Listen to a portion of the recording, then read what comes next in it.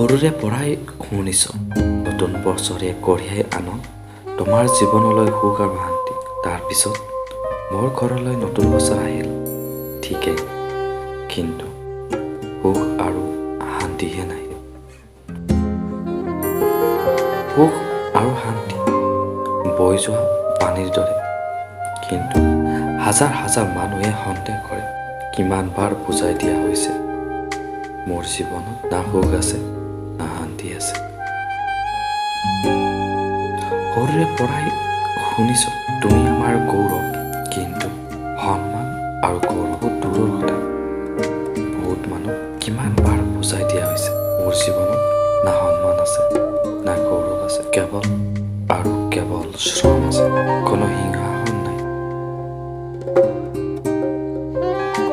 সৰুৰে পৰাই শুনিছোঁ ৰাতিবোৰ বৰ গভীৰ, কিন্তু মোৰহে না সপোন আহিল না টোপনি আহিল।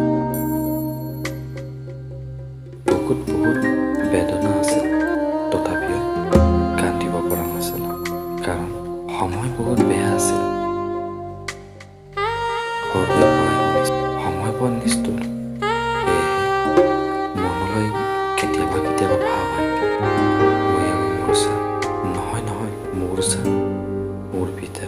কাৰণ যেতিয়াই মোৰ মা নাছিল, তেতিয়াই মোৰ পিতা আছিল।